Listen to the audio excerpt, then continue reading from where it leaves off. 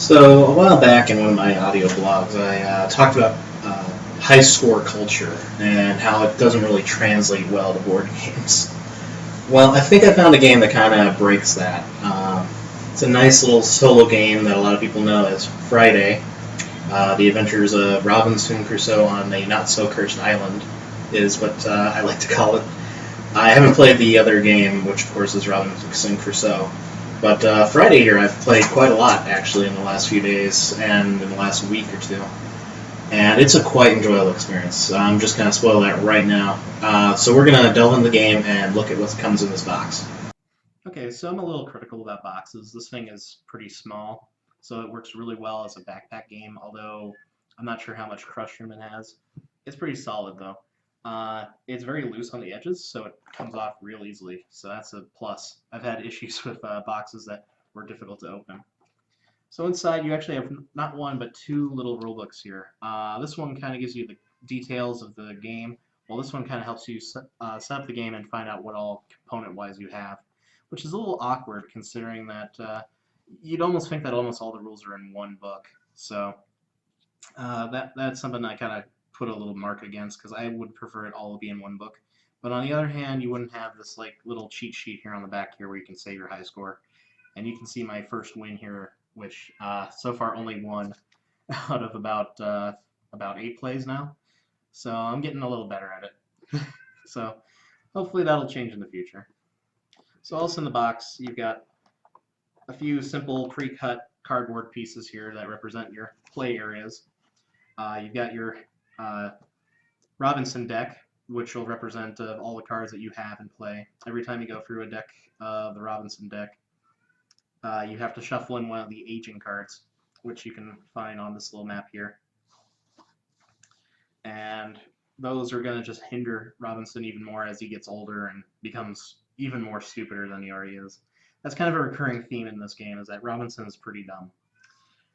On this one, you're going to put your hazard cards, and then this is just something to represent that, as you go through the various stages of difficulty from green, yellow to red, then eventually the pirates, you're going to be going for that deck, and it's really depending on the timing of that. And as you progressively thin that deck down, of course, the harder it'll become.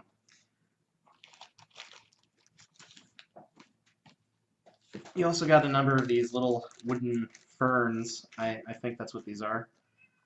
They're of an interesting quality. They're kind of sheen to the touch, but they're very solid. There's 22 of these. In the base game, you're going to start with about 20 of them and 2 to spare. And you will be losing these very quickly, as Robinson is very dumb. And the only way he can learn is if he loses his life points. We'll bring that up later as we get into some of these cards. Lastly, inside the box is just all the cards, just all of them. These come from your basic aging cards, which are represented by these little beards on the bottom of them. Usually these are all bad. They also have 2 food marks on them, representing how much life you need to lose in order to lose these cards from your deck. You've got your pirates, which is your final challenge. These have a fight number and the number of free cards you'll draw from them through gameplay. Usually you'll only go for 2 of these at the end of the game, and you'll know what these are for the final fight. There's a massive variety of them, so no 2 games are really going to ever be the same.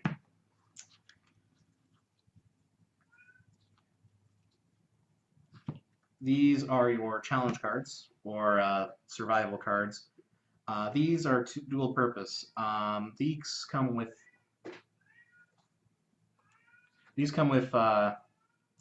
a number of numbers along the side here, basing the challenge on a difficulty for the level that you're at. So your first time through, this is only going to be 1, then 3, then 6. You have to meet that number or exceed it in some way in order to pass the challenge, and you get that number of 3 cards on here. So in this case, 2.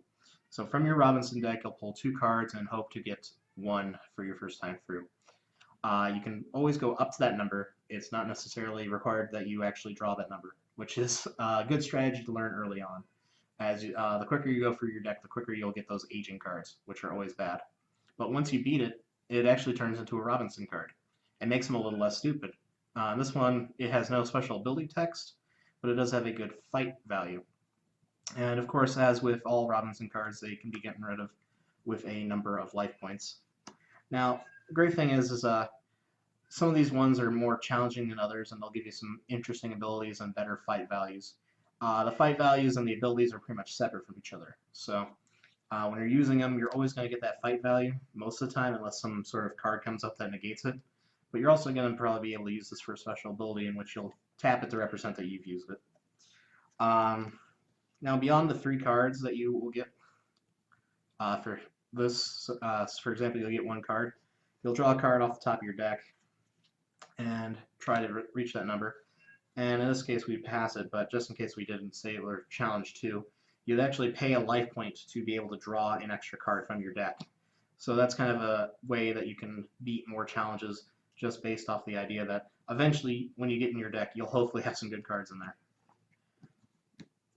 You also have these little simple marker cards that give you the different colors of the game. So the green, the yellow, and the red.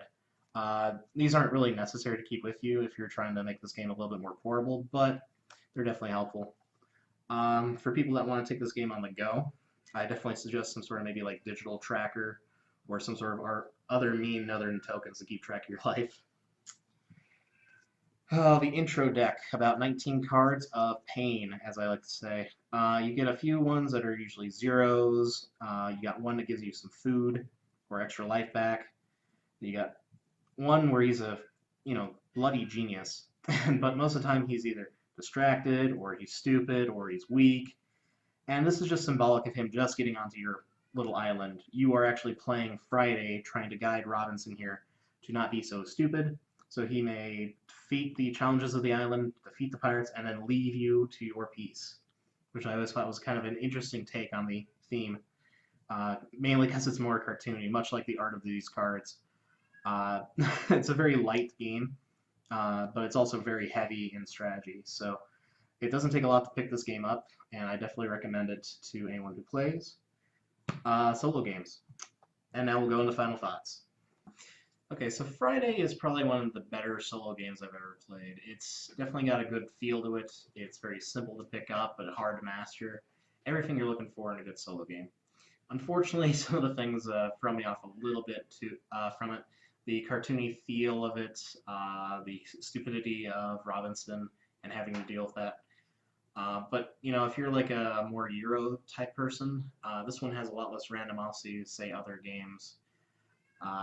The mechanics are very sound, and it's very easy to kind of find yourself in what I like to call the Friday hole, where you might play it 1 or 2 times, or maybe even 3 times in a single sitting, just trying to see if you can beat it and accomplish a high score.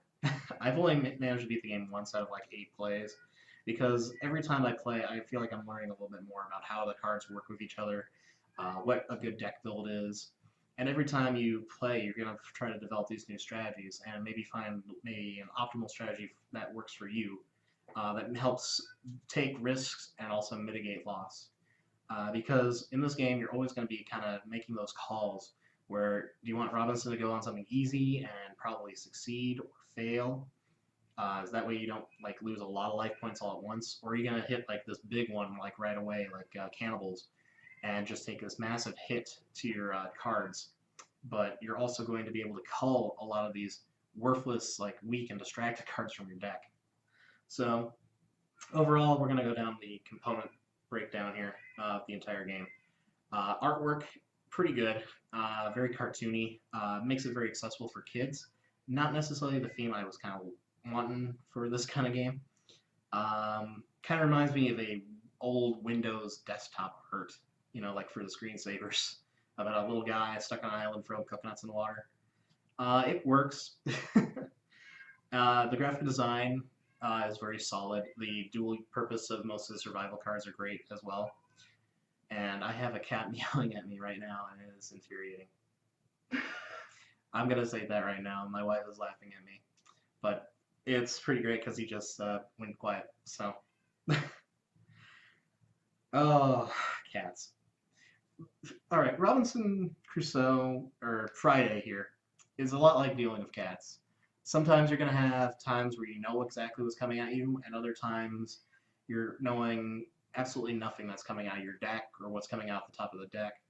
You know what kind of the value of things are, but once you deal with them, you don't have to deal with them as much anymore. But things you left behind that you didn't deal with, you're going to have to worry about for the future. So there's a lot of strategies in there, which makes this game like really high on my replay value and my mechanics list. So solid 8s on those. The artwork, however, I'm going to give it a 7, maybe a 6. I just don't like the cartoony thing that much. It's not my cup of tea, but you know, it's better than having to say, okay, I'm going from this to the Robinson Crusoe Adventures on the Cursed Island, which has a bit more of a gritty, realistic feel to it. And I know a lot of people prefer that one because the desert island theme works really well for that. And I think I'm more in that boat as well. What I really admire about this game, though, beyond the replayability and the mechanics, is just the stability of the components. It's very unique in the shape, and the box size is good.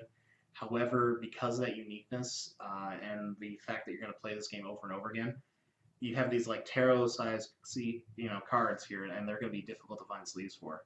Thankfully, I think Swan actually makes a product that covers those as well as the Betrayal and House of the Hill cards, which are pretty much the same size. So definitely, if you're going to pick this game up, it is going to last you a while, but what you're going to want to do is get those cards sleeves so it lasts you much longer. And pro tip from people on the forums there, make sure you sleeve all the cards in the same direction for the survival cards and your Robinson cards. That way you don't get to cheat when you have gotten new cards and put them in there.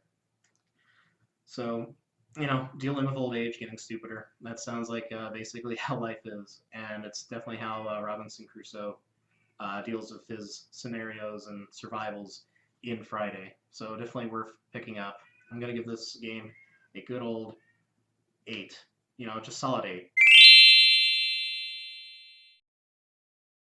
It's a great game. I'm going to pull it out almost all the time when I'm playing a solo game.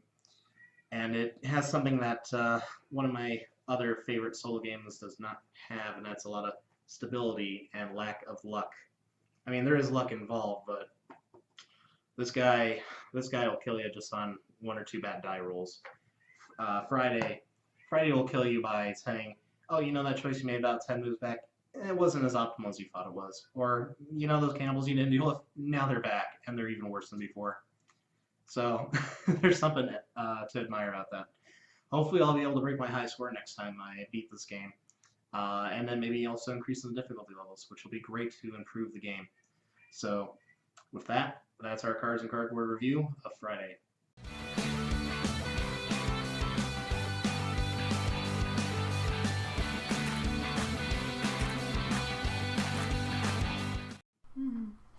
This is one of the best solo games I played. Sylveon very much is a close contender, but I have to give it to Friday. Sylveon's got a bunch of pretty assets and a great core gameplay function. Friday has built-in challenge right off the gate. They do not try to hold your hand. Yeah. And it is more of a culture than more of a culture has developed from Friday than any other game I've seen on Board Game Geek. It's kind of amazing. I mean, Agricola has its following, but Friday has like a devoted fan base of people always trying to find out if there's any way to beat that high level of game. Mm-hmm. You're still recording, aren't you? You bastard.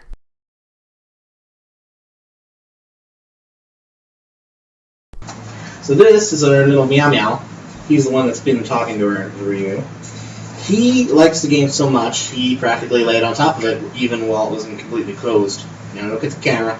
I am a sad cat who likes to lay on board games. And I'm named after Samuel Vines of Discworld fame. Okay? So try to not meow meow during the review time.